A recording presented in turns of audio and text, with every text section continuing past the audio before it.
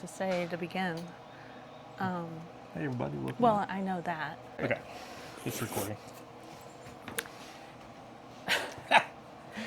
Hey everyone, welcome back to Creekside Homestead, Alaska.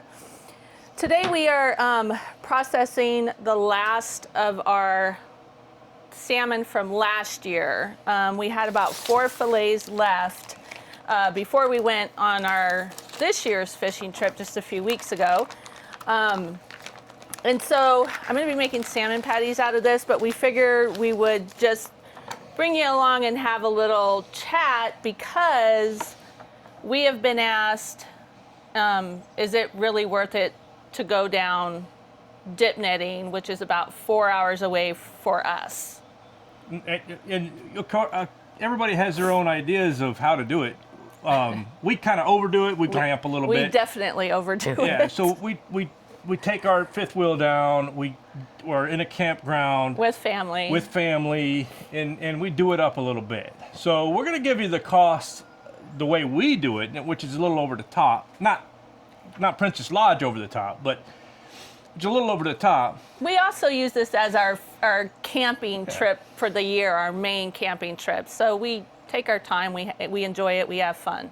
Right, and we spend the middle of the week down there. We since we're retired, we avoid going anywhere recreational on the weekend. In the summer. In the summer, that's because that's where everybody. In the winter too, but yeah. Anyways. So we wanted to break down the cost for anybody that had a question because it is far for us. So, it's gas expensive. So this year we spent. Okay, so here's this year's, and stick around for last year's because there's a significant difference in pretty crazy in worth it. So this year we spent $200 in gas. And that's to drag the fifth wheel down and back. The camping was $116. Camping in Alaska is a little expensive. I think it is. Maybe it's not. I don't know. Haven't been camping outside of Alaska in a long time. Miscellaneous expenses. We buy oysters and the girls cook way too much food and it's all really good food. We're talking steaks and. We didn't include our entire shopping list because a lot of that stuff we can bring back and use here at home. Right. So this was just extra stuff. Right. And if you ever tried to skin fish that's been previously frozen, you'll understand my frustration about to happen here.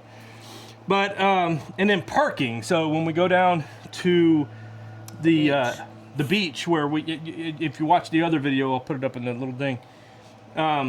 You'll see where we park. That's $33. We split it with the fam, so it's $33 our each. share, yeah. Our share. So, yeah. So anyway, that breakdown comes to $500. So it basically cost us $500 to go down, dip net for 3 days, camp for 4, and come back. We took the dog with us this time. Now, we ended up with 12 fish for our family. That's 24 fillets, and we did sort of an average of how much the fillets weigh, and some of these are small here, but on average they're about 2.5 pounds for I these think we fillets. went conservative on that probably a little bit Yeah, too. some of the fish are huge. Yeah. But anyway, so average, I guess. So not our best year. Not even a great year. I would say it was a little below average year for dip netting in general. For the week that we went. Yeah, the guys that the week after, boy, they killed it. Yeah. But again, you got to be there, right? So in the store in Alaska, most of the time, wild caught sockeye will cost you $15.99 a pound. I have seen it for $9 a pound on special in some of the stores, but that's very rare. So if you go and buy it all year, and you can't get it wild caught all year. Right. But or fresh, you can't get it fresh all year. But if you pay for it, it's $15.99 a pound. Okay, that comes to $959 worth of fish, for a difference of $459. So to answer the question, yes, it is definitely worth going down and doing it. Can you fillet so I can pull? Pin bones? Oh, yeah. So we this is so hard to skin fish that has been previously frozen. Sometimes I forget we're just skinning it just for salmon patties. Pulling pin bones first. It's easier to pull pin bones when you skin. No judging. And it's partially frozen too, so that doesn't I help. would have to say, I think I do a much better job of You know what? This knife is good for anybody. Hey, I usually do it. Okay. Here you go. And then these skins are going to go right this on one the. is still frozen, no wonder. Yeah, I told you it's still frozen. You thought it was just me. Yeah. And the skins are going to go right on the smoker for the one that's over here begging. Oh, this is going to be really hard to pull these out.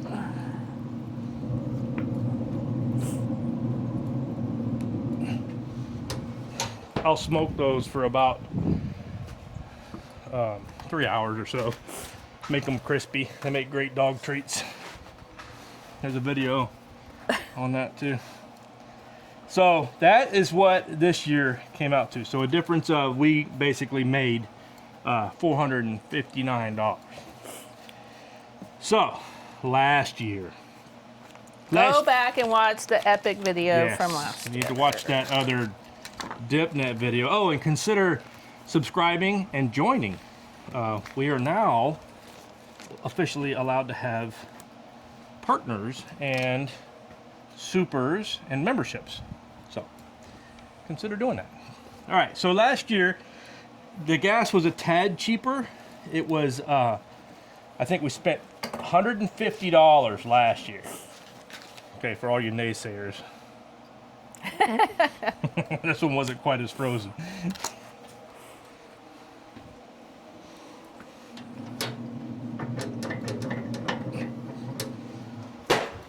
All right, so 150 in gas last year.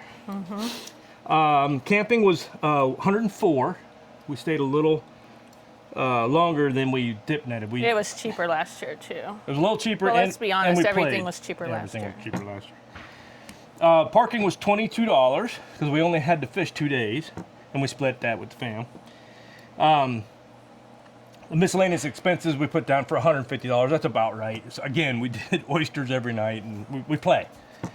Oh, and we had to board we did board the dog last year. We would put that down as an expense because a lot of people would have the same expense. So if if you're an Alaskan resident and you're going to do this and you have pets, I mean, taking them down to the beach is not always an option, even though people do it. So you're going to probably have to board your animals. We took her this time, and because she's a lot more. Well, they didn't have availability. Well, they didn't have availability, and she's good. She was really good. So, and she didn't go to the beach with us. She stayed in the camper. gosh, She didn't like it, but she did it. So anyway, all of that comes to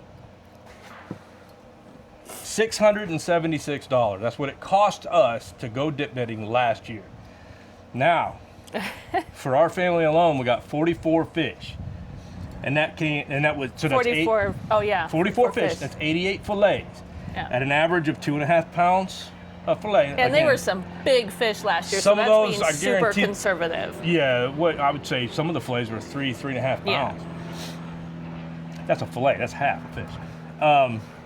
So anyway, $15.99 a pound. That came to $3,517 That's crazy. worth of fish if you bought it in the store.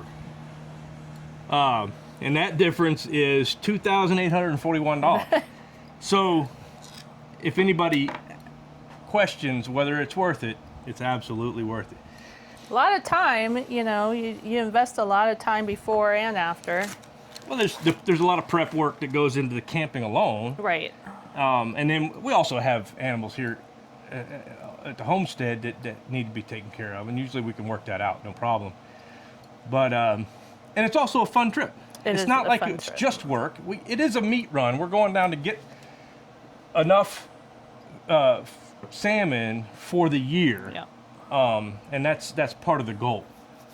But anyway, we just wanted to kind of shed a little light on it, I guess. A lot of people on YouTube don't talk about costs, and I get that.